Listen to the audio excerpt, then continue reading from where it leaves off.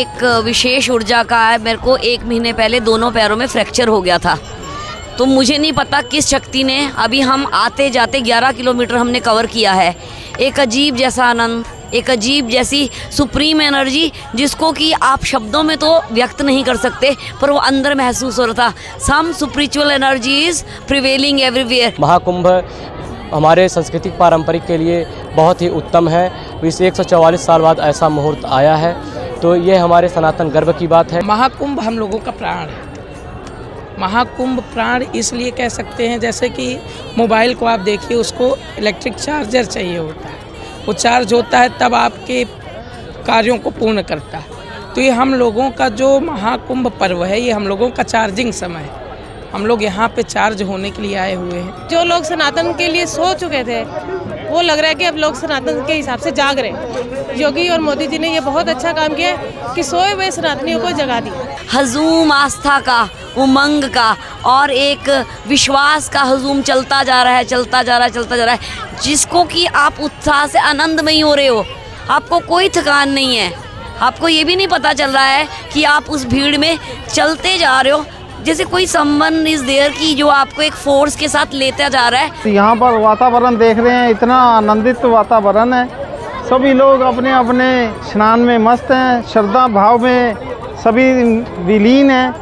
बहुत ही आनंददायक ये समा है और हमारे लिए बड़ी खुशकिस्मती है कि हम लोग ने यहाँ आकर इतना अच्छा स्नान कर रहे हैं और इतना बढ़िया मौका प्रभु ने हमें दिया है कि हम लोग आज यहाँ स्नान करने आए हैं। हमारी पहले की 2 पुश्तें और जो हमारी आने वाली 2 पुश्तें नहीं देख पाएंगी, वो हम इतना ज़्यादा हम सौभाग्य फील करते हैं कि हम यहाँ पर आके ये पूरा जो भी कार्यक्रम है, सब कुछ है, ये हम अपना एक्सपीरियंस कर सकते हैं। सब सनातन धर्म का एक ही जगह में जो ग्रुप मिलके आए हैं, ये बहुत ही पहली बार हो चुका है। ये मैं फिर देखा नहीं सकता हूँ।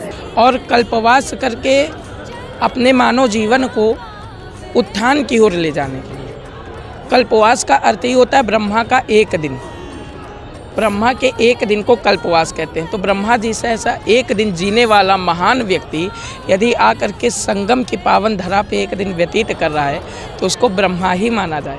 16 तारीख को भी आया था, ये दूसरी बार आया हूँ और तीसरी बार मैं 20 तारीख के बाद भी आऊँगा। और बाकी जो लोग यहाँ पर नहीं आ पाए, मैं उनसे भी आग्रह करता हूँ आप सभी लोग आएँ और एक इस आस्था के पर्व का आप सभी लोग इसका आनंद उठाएं। बहुत सारी ऐसी चीज़ें हैं जो हम लोग जानते नहीं थे, जो हम पता ही नहीं था कि साधु महात्मा लोग जो होते हैं वो इस कैटेगरी में ऐसे ऐसे लोग यहाँ पर रहते हैं।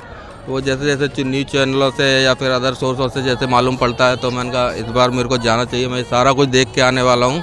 मेरे 1 महीने पहले दोनों पैरों के दोनों टखने जो हैं वो टूट गए थे और 4 महीने फिजियोथेरेपी लेने के बाद मैं अभी चली हूँ। कौन चला रहा था मुझे संगम तट तक, मुझे नहीं पता।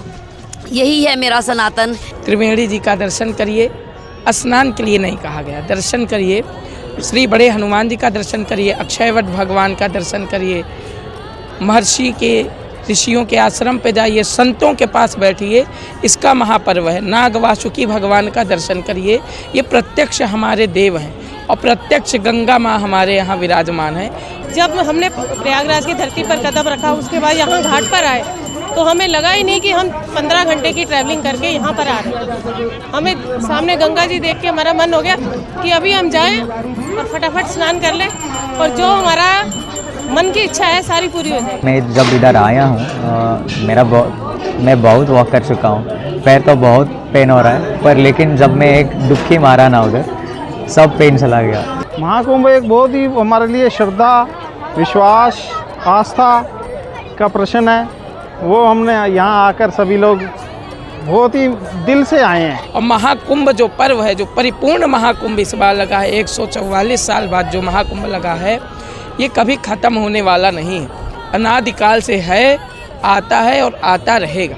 आदमी के जीवन में या आदमी का जो भी पारिवारिक जीवन है या आध्यात्मिक जीवन है, उन दोनों में काफ़ी अंतर है। तो मेरे हिसाब से आदमी को अपने पारिवारिक जीवन के साथ साथ आध्यात्मिक जीवन को भी लेना चाहिए। सबसे अच्छा कुंभ है, सब यहाँ पे अच्छी तरह जाना चाहिए, अच्छी शिक्षा लेके जाना चाहिए। यहाँ से कुछ गलत आदतें नहीं धारण करना चाहिए। माँ यमुना जो प्रेम का प्रतीक है, उसको कोटि कोटि नमन। ये माँ गंगा जो ज्ञान का प्रतीक है, उसको भी कोटि कोटि नमन। और महासरस्वती जहाँ प्रेम और ज्ञान आपस में समागम करते हैं वो प्रज्ञान हो जाता है। ये प्रज्ञान का समागम था।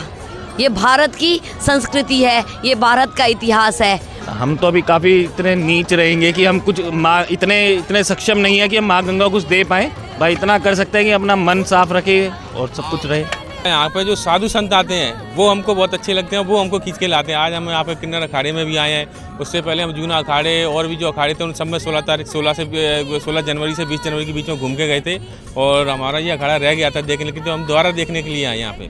भगवान राम भी यहाँ पर रुके थे, महाकुंभ का आनंद लिए थे। आप सभी लोग आइए, अभी महाकुंभ चल रहा है और निरंतर चलता रहेगा, कभी ख़त्म होने वाला नहीं है।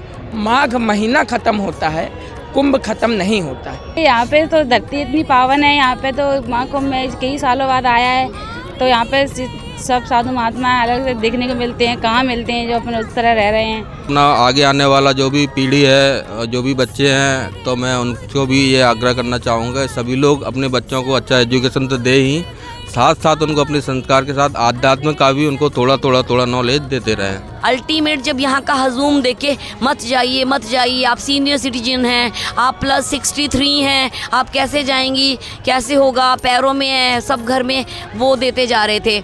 मुझे नहीं पता हमारे साथ कल क्या क्या हुआ। हमें रास्ते में कोई ट्रैफिक नहीं मिला। ऐसे लगता था कि किसी एक सुप्रीम एनर्जी ने हमको VIP रोड दे रही है, हम चलते। एक बार तो सबसे बड़ी बात ये कि मैं गंगा स्नान कर रहा था और गंगा स्नान से डुबकी निकालने के बाद मेरे हाथ में भगवान शालिग्राम की एक पावन शिला आई और ये भगवान की इतनी बड़ी कृपा है, अहेतुकी कृपा इसको कह सकते हैं कि बार बार शुक्रिया किया जाए फिर भी ये ख़त्म होने वाला नहीं है। इनसे प्रोग्राम बना रहे हैं, फिर कोई फैमिली प्रॉब्लम, कोई किसी को फिजिकल प्रॉब्लम, कुछ ऐसे रुक रहा था हमारा। तो फिर परसों मैं रोने लगी, मैंने कहा शायद हमारा नहीं हो पाएगा, पर बाबा की कृपा समझ लो, गंगा मैया की कृपा समझ लो, उन्होंने हमारा कल एकदम प्रोग्राम बना दिया और 3 बजे हम चल पड़े और रात को 3 बजे हम यहाँ पर पहुँच गए। जो लोग घूमने आएंगे उनको ये भीड़ लगेगी, लेकिन जो अपनी आस्था के साथ आएंगे उनको बिल्कुल ये भीड़ नहीं लगेगी। ये हमारी एक सनातन धर्म की एकजुटता दिखेगी कि हम इतने लोग यहाँ पर एक ही जगह पे एकत्रित हुए हैं। ये हमारी सनातन धर्म की ताकत है। मोह माया है वो सबसे बड़ा आदमी का शत्रु है, वो छोड़ना चाहिए, वो त्याग करना चाहिए। सबसे पहली बार मैं कुंभ में नहाने आई हूँ, अभी तक मैंने एक भी कुंभ में नहीं नहाया है। जी सौभाग्य से 44 साल बाद जो कुंभ आया है उसमें भाग्यशाली हूँ, मैं नहाने आई हूँ, उसमें मैंने डुबकी लगाई। सनातन का सबसे बड़ा पर्व है, तो इस पर्व के लिए मैं सारे देशवासियों से, सब लोगों से बस यही कहना चाहूँगा, जय सनातन, जय हिंदू, और सारे लोग आइए। अच्छा 100 किलोमीटर रह गया प्रयागराज, हमने थोड़ी देर जाके शायद ट्रैफिक जैम मिलेगा। अभी 75 किलोमीटर रह गया, हमने सोचा 75 किलोमीटर जाके जो है आपके जैम मिलेगा। अभी क्या है 45 किलोमीटर के बाद एक टोल आ गया, तो वहाँ पे 20-25 गाड़ियाँ लगी थी, तो वो टोल भी क्रॉस हो गया। अभी क्या हुआ प्रयागराज 27 किलोमीटर रह गया, हमने कहा अभी फिर कहीं हजूम मिलेगा, फिर फंसेंगे, शायद रात तक पहुँचे। मुझे नहीं पता किस सुप्रीम एनर्जी ने मुझे जो हमें है यहाँ तक पहुँचाया। That is ultimate, that science can not explain, that is only विश्वास और आस्था। हम माँ गंगा से प्रार्थना करते हैं, माँ विद्या दीजिए, बल दीजिए, यश दीजिए, कीर्ति दीजिए, और सबसे महत्वपूर्ण माँ क्या दीजिए, लक्ष्मी दीजिए, क्योंकि लक्ष्मी के बिना नारायण अधूरे। नारायण की सेवा लक्ष्मी से ही होगी।